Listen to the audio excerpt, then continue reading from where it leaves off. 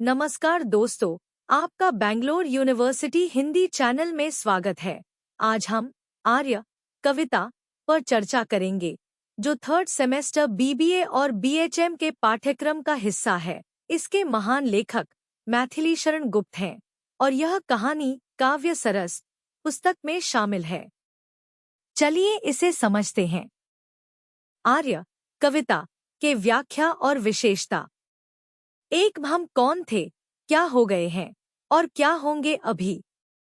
आओ विचारें आज मिलकर यह समस्याएं सभी। व्याख्या। इस पंक्ति में कवि हमें आत्मचिंतन और आत्मविश्लेषण के लिए प्रेरित कर रहे हैं। वह हमें यह सोचने के लिए आमंत्रित करते हैं कि हमारे पूर्वज कितने महान थे, हम वर्तमान में किस स्थिति में हैं और भविष्य में हमें किस दिशा में आगे बढ़ना चाहिए। यह आत्ममंथन न केवल हमारी कमजोरियों और गलतियों को पहचानने का एक साधन है, बल्कि भविष्य के प्रति हमारी जिम्मेदारियों को भी इंगित करता है। विशेषता। आत्मविश्लेषण। यह पंक्ति हमें हमारे अतीत, वर्तमान और भविष्य पर चिंतन करने के लिए प्रेरित करती है।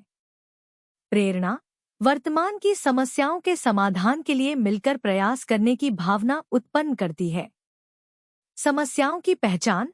यह हमें उन मुद्दों को समझने में मदद करती है जिनका हमें सामना करना चाहिए। 2 भूलोक का गौरव, प्रकृति का पुण्य लीला स्थल कहा। फैला मनोहर गिरि हिमालय और गंगाजल कहा। व्याख्या। इस पंक्ति में कवि भारत के प्राकृतिक सौंदर्य और उसकी महत्ता का वर्णन करते हैं। हिमालय और गंगा भारत के 2 महान प्रतीक हैं, जिनका उल्लेख करते हुए कवि ने हमारी संस्कृति और प्राकृतिक धरोहर की महिमा का बखान किया है। हिमालय हमारी आत्मा और शक्ति का प्रतीक है, जबकि गंगा पवित्रता और जीवन का स्रोत है। विशेषता। प्राकृतिक सौंदर्य। यह पंक्ति भारत के अद्वितीय प्राकृतिक सौंदर्य को उजागर करती है। आध्यात्मिक प्रतीक। हिमालय और गंगा को पवित्रता और शक्ति के प्रतीक के रूप में प्रस्तुत किया गया है। गौरव का प्रतीक।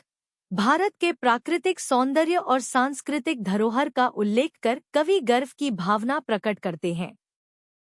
3 संपूर्ण देशों से अधिक किस देश का उत्कर्ष है उसका कि जो ऋषि भूमि है वह कौन, भारतवर्ष है। व्याख्या। इस पंक्ति में कवि भारत की महानता का बखान करते हैं। वह बताते हैं कि भारत का विकास और उन्नति सभी देशों से श्रेष्ठ है, क्योंकि यह ऋषियों की भूमि है। भारत की इस विशेषता ने उसे विश्वगुरु बनाया, जहां से ज्ञान, धर्म और आध्यात्म का प्रसार हुआ। विशेषता। भारत की विशेषता। भारत को ऋषियों की भूमि के रूप में प्रस्तुत किया गया है, जहां ज्ञान और धर्म का प्रसार हुआ। आध्यात्मिक विकास। भारत का उल्लेख एक ऐसे देश के रूप में किया गया है जो धर्म और विज्ञान का केंद्र रहा है। गौरवशाली अतीत। यह भारत की महान सांस्कृतिक और आध्यात्मिक विरासत को उजागर करता है। 4 यह पुण्य भूमि प्रसिद्ध है, इसके निवासी आर्य हैं। विद्या, कला, कौशल्य सबके, जो प्रथम आचार्य हैं। व्याख्या। इस पंक्ति में कवि भारत के महान निवासियों का वर्णन करते हैं, जिन्हें आर्य कहा गया है। आर्य विद्या, कला और कौशल के क्षेत्र में अत्यधिक पारंगत थे। उन्होंने अपनी अद्वितीय प्रतिभा और ज्ञान से संपूर्ण विश्व को मार्गदर्शन दिया। विशेषता। आर्य संस्कृति। भारत की आर्य संस्कृति की महानता और उसकी विद्या की उत्कृष्टता का उल्लेख किया गया है। शिक्षा का महत्व। यह पंक्ति भारतीय शिक्षा और कला के क्षेत्र में अग्रणी योगदान पर जोर देती है। विश्वगुरु का दर्जा। आर्य समाज को विश्व के प्रथम आचार्य के रूप में प्रस्तुत किया गया है। 5 संतान उनकी आज यद्यपि हम अधोक्ति में पड़े, पर चिन्ह उनकी उच्चता के आज भी कुछ है खड़े। व्याख्या। इस पंक्ति में कवि आधुनिक समय की समस्याओं की ओर इशारा करते हुए कहते हैं कि भले ही आज हम अधोक्ति में जा रहे हैं, फिर भी हमारे पूर्वजों की महानता के निशान आज भी हमारे आसपास मौजूद हैं। यह हमें हमारे गौरवशाली अतीत की याद दिलाता है और प्रेरित करता है कि हम अपनी सांस्कृतिक धरोहर को न भूलें। विशेषता, अधोक्ति की चेतावनी। यह पंक्ति हमें हमारे वर्तमान की स्थिति और उसमें सुधार की आवश्यकता पर विचार करने के लिए प्रेरित करती है। अतीत के गौरव का स्मरण, पूर्वजों की महानता और उनके आदर्शों का आज भी हमारे जीवन में प्रभाव बना हुआ है। सांस्कृतिक धरोहर, यह हमें हमारी सांस्कृतिक जड़ों को पहचानने और उन पर गर्व करने की प्रेरणा देती है। 6. वे आर्य ही थे जो कभी अपने लिए जीते न थे। वे स्वार्थ रत हो मोह की मदिरा कभी पीते न थे। व्याख्या, इस पंक्ति में कवि आर्यों के निस्वार्थ जीवन का वर्णन करते हैं। वे अपने लिए नहीं, बल्कि समाज और मानवता के लिए जीते थे। उनकी जीवन शैली में स्वार्थ और मोह के लिए कोई स्थान नहीं था। उन्होंने हमेशा दूसरों के कल्याण के लिए कार्य किया। विशेषता, निस्वार्थ जीवन, आर्य समाज के लोग स्वार्थ से मुक्त और परोपकार में रत थे। उच्च आदर्श, उनका जीवन आदर्शों और नैतिक मूल्यों पर आधारित था, जो उन्हें महान बनाता है। मोह से मुक्ति, वे मोह और लालच के बंधनों से मुक्त थे, जो उनकी आध्यात्मिकता का प्रतीक है। 7. वे मंदिनी तल में सुक्ति के बीज बोते थे सदा। परदुआंख देख दयालुता से द्रवित होते थे सदा। व्याख्या, इस पंक्ति में कवि बताते हैं कि आर्य समाज के लोग हमेशा ज्ञान और सद्विचारों का प्रसार करते थे। वे दूसरों के दुख को देखकर दयालुता से द्रवित होते थे और उनकी सहायता के लिए हमेशा तत्पर रहते थे। यह उनकी मानवता और करुणा का प्रतीक है। विशेषता, ज्ञान का प्रसार, आर्य समाज का मुख्य उद्देश्य हमेशा समाज में सद्विचारों और ज्ञान का प्रचार करना था। दयालुता और मानवता, दूसरों के दुख को देखकर उनकी संवेदनशीलता और दयालुता का भाव व्यक्त किया गया है। उदार चरित्र, आर्य लोग सहृदय और उदार थे, जो हमेशा दूसरों की मदद के लिए तत्पर रहते थे। 8.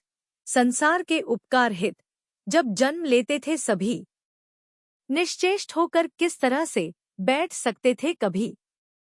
व्याख्या, इस पंक्ति में कवि बताते हैं कि आर्य लोग केवल अपने स्वार्थ के लिए नहीं, बल्कि संसार के उपकार के लिए जन्म लेते थे। वे कभी निष्क्रिय नहीं बैठते थे, बल्कि हमेशा किसी न किसी कार्य में लगे रहते थे। उनका उद्देश्य हमेशा मानवता की सेवा करना होता था। विशेषता, मानवता की सेवा, आर्यों का जीवन दूसरों की सेवा के लिए समर्पित था। कर्मठता, वे हमेशा सक्रिय और कर्मशील रहते थे, कभी भी निष्क्रिय नहीं होते थे। उदार उद्देश्य, उनका जीवन परोपकार और समाज के उत्थान के उद्देश्य से प्रेरित था। 9. फैला यहीं से ज्ञान का आलोक सब संसार में। जागी यहीं थी, जग रही जो ज्योति अब संसार में। व्याख्या, इस पंक्ति में कवि ने भारत के ज्ञान के प्रकाश की बात की है, जो पूरे संसार में फैला। भारत ने अपने ज्ञान और विज्ञान से पूरी दुनिया को प्रकाशमान किया और अभी भी वह ज्ञान की ज्योति जागृत है। यह भारत के विश्वगुरु होने की भावना को प्रकट करता है। विशेषता, ज्ञान का प्रकाश, यह पंक्ति भारत की प्राचीन विद्या और ज्ञान की शक्ति को दर्शाती है। विश्वगुरु का दर्जा, भारत को विश्वगुरु के रूप में प्रस्तुत किया गया है, जिसने ज्ञान की ज्योति से संसार को आलोकित किया। ज्ञान का स्थायित्व, यह बताता है कि भारत का ज्ञान और उसकी ज्योति आज भी। 10. वे मोह बंधन मुक्त स्वच्छंद थे, स्वाधीन थे, संपूर्ण सुख संयुक्त थे, वे शांति शिखरासीन थे। व्याख्या, इस पंक्ति में कवि आर्यों के चरित्र की स्वतंत्रता और उनके आत्मनियंत्रण का उल्लेख कर रहे हैं। वे मोह और बंधनों से मुक्त थे, जो उन्हें स्वच्छंद और आत्मनिर्भर बनाता था।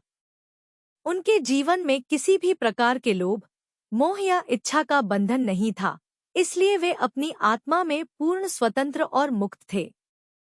उन्होंने शांति के शिखर पर पहुंचने की साधना की थी, जहां वे मानसिक, शारीरिक और आत्मिक संतुष्टि प्राप्त करते थे।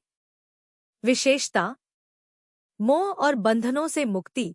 यह पंक्ति दर्शाती है कि आर्य लोग किसी भी प्रकार के मोह, बंधन या लोभ से मुक्त थे। उनकी स्वतंत्रता का अर्थ केवल शारीरिक स्वतंत्रता नहीं था, बल्कि मानसिक और आत्मिक स्वतंत्रता भी थी। स्वच्छंदता और स्वाधीनता। वे स्वेच्छा से और आत्मनिर्भरता के साथ अपने जीवन का संचालन करते थे। उनका स्वाधीन होना उनकी स्वतंत्र सोच और निर्णय लेने की क्षमता को दर्शाता है। शांति का अनुभव। आर्यों ने अपने जीवन में शांति और संतोष का उच्चतम स्तर प्राप्त किया था, जिससे वे जीवन के सभी सुखों का आनंद ले सकते थे। उनकी आत्मा शांति के शिखर पर स्थिर थी, जो उन्हें संसार के किसी भी तरह के विकारों से ऊपर उठा देती थी। 11. मन से, वचन से, कर्म से वे प्रभु भजन में लीन थे। विख्यात ब्रह्मानंद नद के वे मनोहर मीन थे। व्याख्या। इस पंक्ति में कवि ने आर्यों की भक्ति और उनके साधनात्मक जीवन का वर्णन किया है। वे लोग मन, वचन और कर्म तीनों से प्रभु की आराधना में लीन रहते थे। उनके जीवन का प्रत्येक कार्य ईश्वर की भक्ति और उनकी सेवा के लिए समर्पित था। उनके लिए भक्ति मात्र एक क्रिया नहीं, बल्कि जीवन जीने का तरीका थी।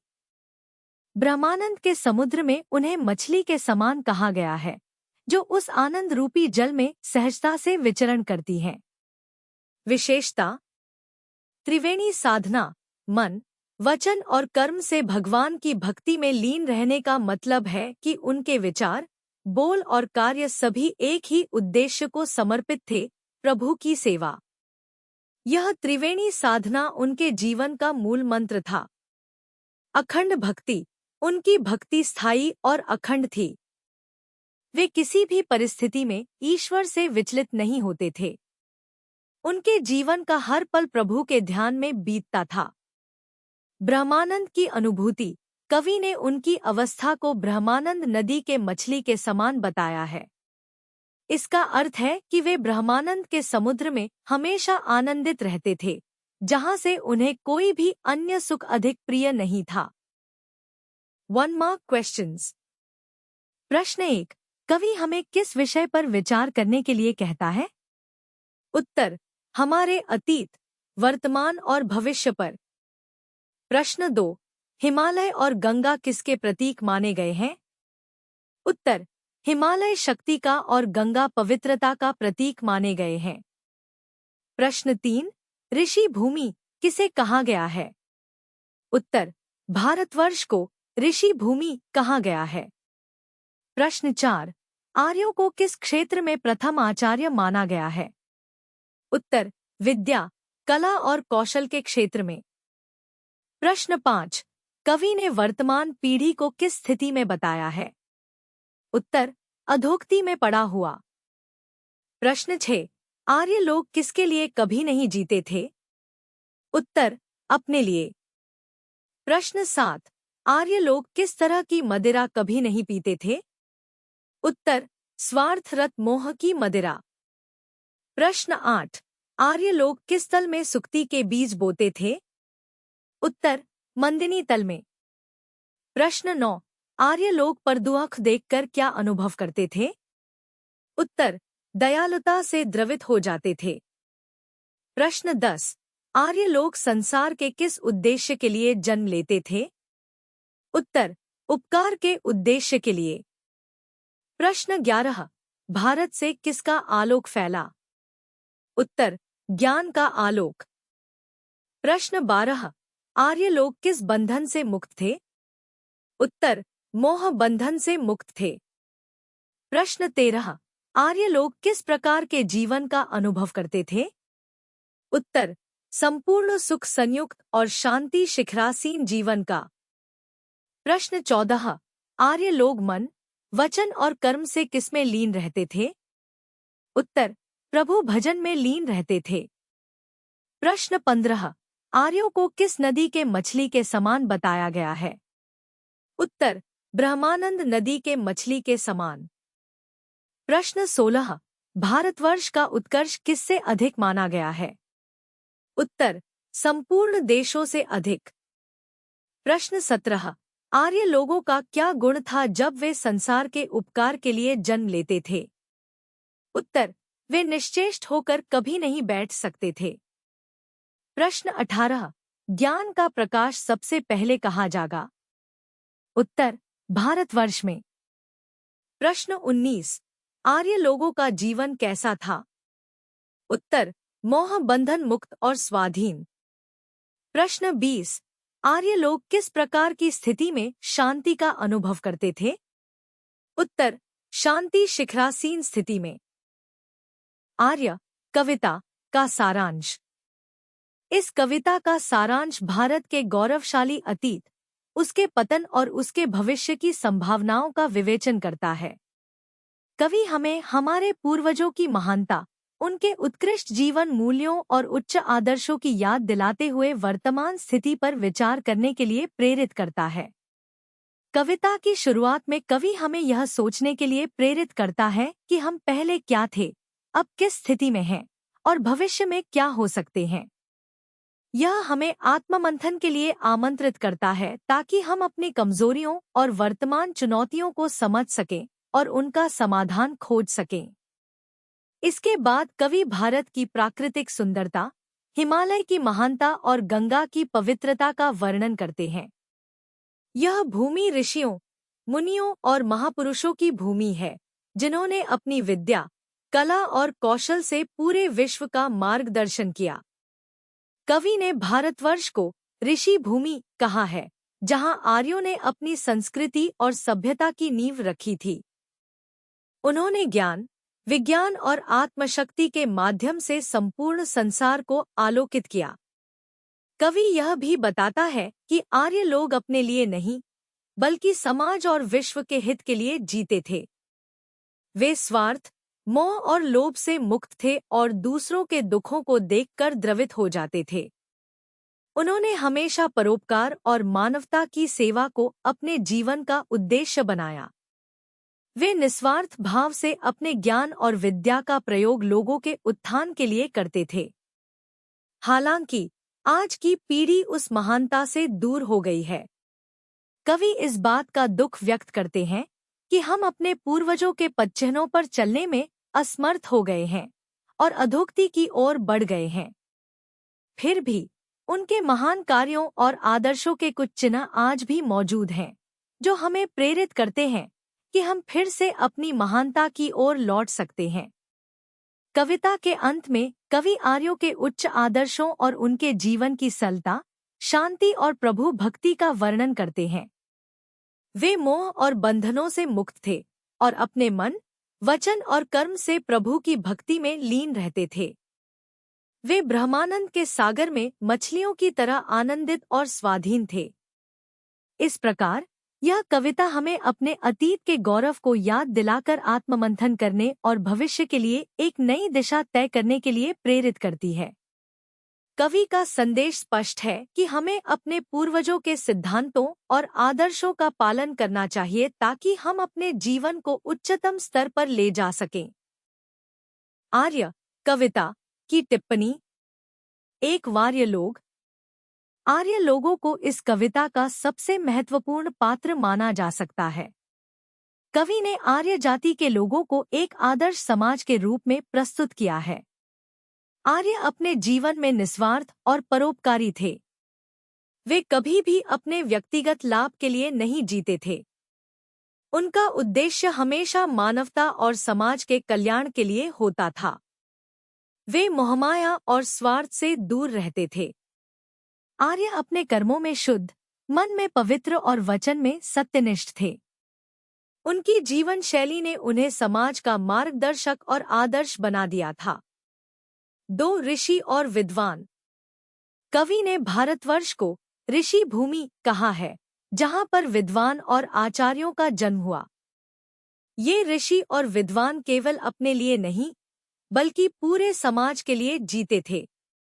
वे विद्या और ज्ञान के प्रथम आचार्य थे जिन्होंने मानवता को आत्मज्ञान का मार्ग दिखाया। उनकी शिक्षा और विचारधारा ने न केवल भारतवर्ष बल्कि पूरे संसार को आलोकित किया। वे हमेशा सत्य, धर्म और नैतिकता के पथ पर चलते थे और दूसरों को भी उस पर चलने के लिए प्रेरित करते थे। 3. प्रकृति।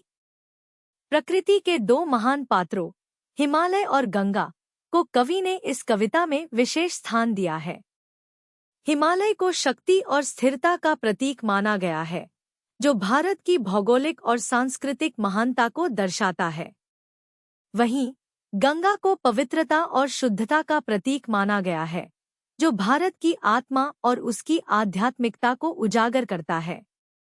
ये दोनों पात्र आर्यों के महान अतीत की याद दिलाते हैं और उनकी उच्चता का प्रतीक हैं। Thank you for watching.